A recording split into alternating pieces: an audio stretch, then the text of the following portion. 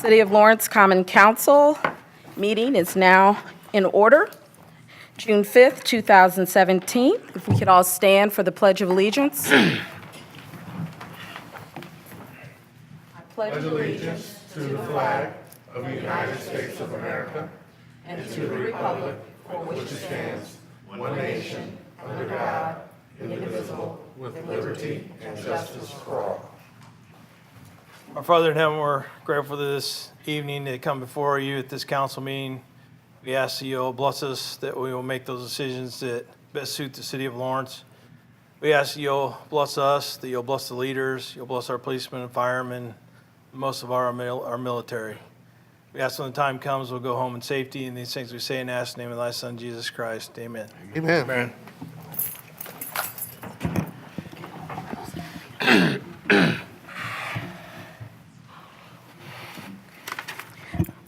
Okay, so we have a quorum.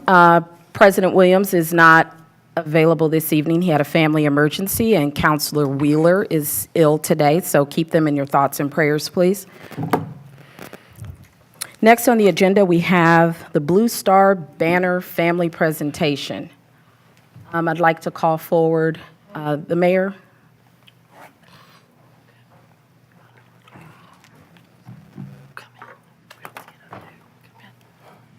Thank you, Acting President Chavis.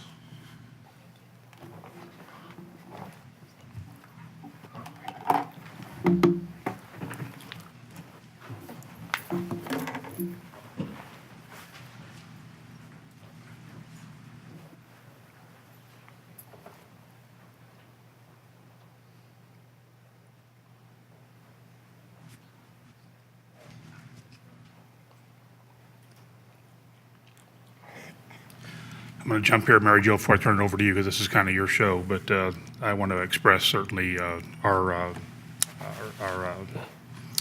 recognition for a program that has kind of defined the city of Lawrence. Tonight we have an opportunity to honor one other family and put another banner up in our city. So, Mary Jo, I'll turn it over to you now, and then I'll step up here in a little bit. Good evening. Thank you, everyone. And first, Mayor Collier and I would like to thank our Police Chief, David Hoffman, with the Lawrence Police Department, and our Deputy Chief of Operations, Jim Hardy, with the Lawrence Fire Department, for escorting our family here this evening. Thank you for your willingness to serve and helping to honor the Hendrickson family tonight. I would also like to introduce to you the military representative who is standing in with them this evening, Brian Sanger. Brian is a retired Master Chief with the U.S. Coast Guard. Thank you, Brian, and you can go ahead and be seated. Currently, we only have one family with Coast Guard service members with banners hanging in our city in a sea of all other branches, so it is wonderful to have 5 of our military branches represented. As many of you may know, the Blue Star program honors the men and women who have volunteered to go into the active military, reserves, or National Guard to protect our freedom and liberties here at home. The banners honor those who are stationed either domestically or internationally and are away from family and friends in our Lawrence community. Mayor Collier appreciates having this opportunity to honor our military for their service. This recognition is important for the families who represent them here tonight, as their sacrifices are significant while their loved ones help to defend our freedoms. And we thank our Common Council members and all of you joining us this evening in honoring our military personnel. And we thank Bob and Dee for their devoted care at home while their service members are in harm's way. The City of Lawrence now proudly displays a new banner for Lieutenant Junior Grade Garrett Hendrickson with the U.S. Coast Guard.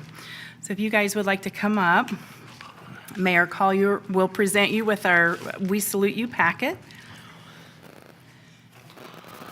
and our Blue Star banner pins. And before I share a little bit about Garrett, it's important to point out that the Hendrickson family is a family in Coast Guard service. Garrett's grandparents, Bob and Dee Hendrickson, who are here tonight accepting his We Salute You packet, are no strangers to service. Their son, Captain Robert T. Hendrickson Jr., who is Garrett's father, also has a Blue Star banner and is serving in Hawaii as the Chief of Law Enforcement in the Pacific. Bob and Dee are also in the Coast Guard Auxiliary and teach boat safety classes, perform patrols, and also work closely with the Coast Guard. Dee is the conference coordinator for the Coast Guard Auxiliary. They also happen to be board members of our very own Blue Star Banner program. So fortunately for us, they have stayed on through the change of command with the new administration. And it's a testament to their dedication to their service, and we are truly grateful. So as they say, the apple does not fall far from the tree. So how true that is. So, Jimmy, if you want to go ahead and get a photo. I'll just tell you a little bit about Garrett. He attended Gloucester High School in Virginia and graduated from the College of William and Mary, where he majored in international relations and minored in process management and consulting. Following college, he worked in Washington, D.C. as a federal consultant for Booz Allen Hamilton. After being accepted into the Coast Guard Candidate School, he earned his commission in November of 2015. His first assignment was a command duty officer in San Diego, California, where he coordinated responses to all search and rescue and law enforcement cases in the region. Garrett was accepted to Naval Flight School, where he is currently assigned to training Squadron 2 as a student naval aviator, and upon graduation, Garrett will fly as a search and rescue pilot for the U.S. Coast Guard. So when you see the banners hanging proudly in our city streets, please remember them and their loved ones as a way to recognize their bravery, courage, and sacrifice for those of us at home. Thank you.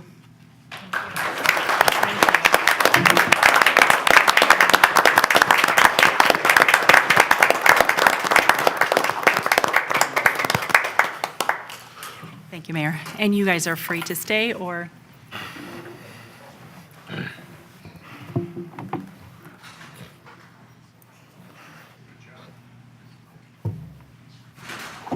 Next on the agenda is comments of council members and special recognitions or resolutions. Madam Chair,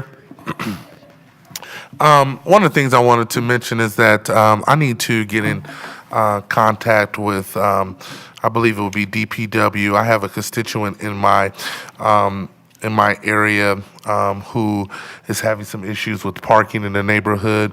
And so I need to get with the administration to share some of this constituents' needs. But I did tell him that I would mention it here at the council meeting. We have some photos and some different things that maybe we can give him some solutions. Thank you. Madam President.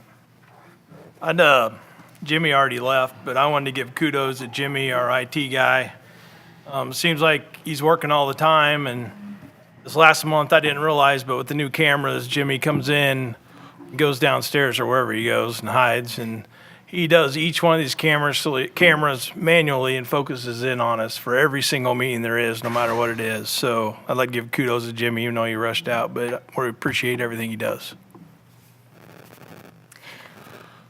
Madam Chair, I would like to mention that we have had some speeders in our neighborhoods, and the kids are out for the summer.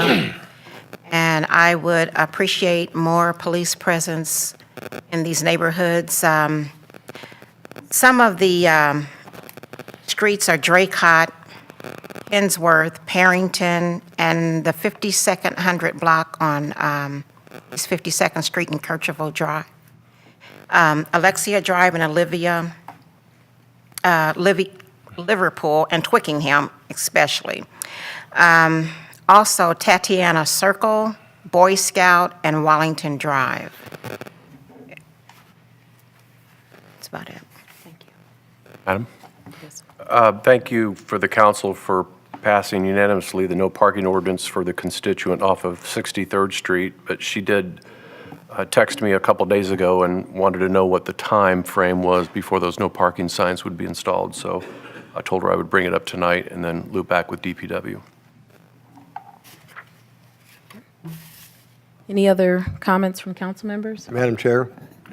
Yes, I got a, as I think we all did, a letter in our mailbox. One of the things that this individual covered or asked a question about that I really don't have an answer for was their concern about the building of a new police station.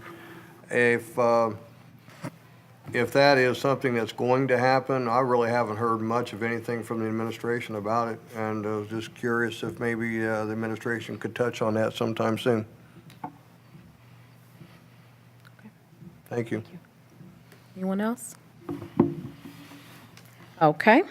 Next on the agenda is the approval of minutes of regular meetings of May 1st, May 17th, and the special meeting held on May 1st, 2017. Is there a motion? I make the motion. I'll second. Okay. Motion made by Counselor Freeman and seconded by Counselor Giles. All in favor? Unanimous?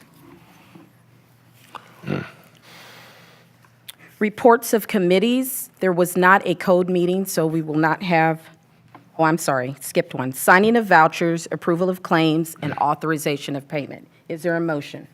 I'll make a motion to approve. A second. Second. Motion, Counselor Chevlot, second, Counselor Freeman. All in favor? Unanimous? Reports of committees. Code did not meet, so we will not have a report from Code today.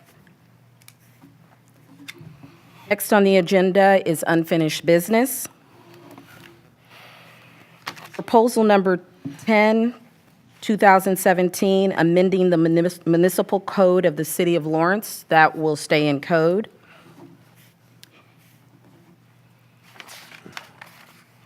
Establishing a 2-hour parking zone along Lawton Loop. That's part of the same proposal. Sorry about that. That will remain in code. So proposal number 10, 2017, will remain in code. Next is new business. Proposal number 11, 2017. Proposal number 11, 2017, introduced by Counselor Freeman, a proposal for an ordinance amending the municipal code of the City of Lawrence, Indiana, to establish a school zone speed limit for the Fortune Academy. That will be assigned to code. Proposal number 12, 2017. Proposal number 12, 2017, introduced by Counselor Giles, a proposal for an ordinance transferring funds within the 2017 budget as approved by the Common Council with respect to transfers within the Administrative Services Fund. That will be assigned to finance. Resolution number 6, 2017. Resolution number 6, 2017, introduced by Councilors Freeman and Giles, a resolution of the Common Council of Lawrence, Indiana concerning the transfer of property located at 4423 and 4399 North Shadeland Avenue to the Lawrence Redevelopment Commission. That will be assigned to code. Madam President, Yes, Counselor Wells? two things. Are we going to have, apparently we're not going to have any discussion on that tonight? No. On this number 6. And could you tell me why it's going to code when it's basically an asset that's to be liquidated? What would that have to do with code? I'm assigning it to code, and that's where the matter will be heard. Thank you. You're welcome. Comments of the administration. Try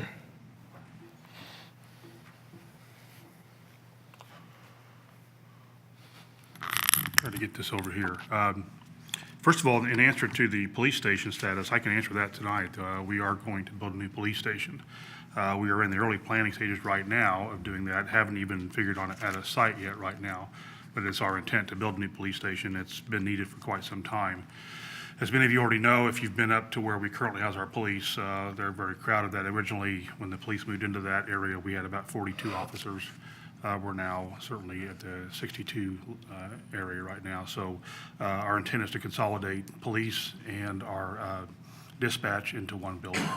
So that'll happen, certainly it could start happening pretty quickly, but as we get more definitive information, certainly we'll share that with the council in there. A couple of other things, I know Councilor Freeman was there, but we had our first farmers market on June 1st last week. It was perhaps too big of a success, as we had an awful lot of people show up right at 4 o'clock, and we had a lot of vendors who actually were sold out before 6 o'clock. So I think in the next one, we actually had 4 new vendors that signed up, wanted to be at the next farmers market. We anticipate certainly as Indiana weather begins to provide fresh crop of vegetables, tomatoes, sweet corn, and so on, that the market will actually have more and more options out there. But I don't think there's any question that with the number of people that showed up and the number of comments we got, it was certainly a great event for the city of Lawrence in there. So now I'll put a bug in your ear on June 30th, winging it with the first responders. It'll be a big event in the city here. So put that on your calendar if you will. I'll remind you again next meeting too. Nope. Thank you.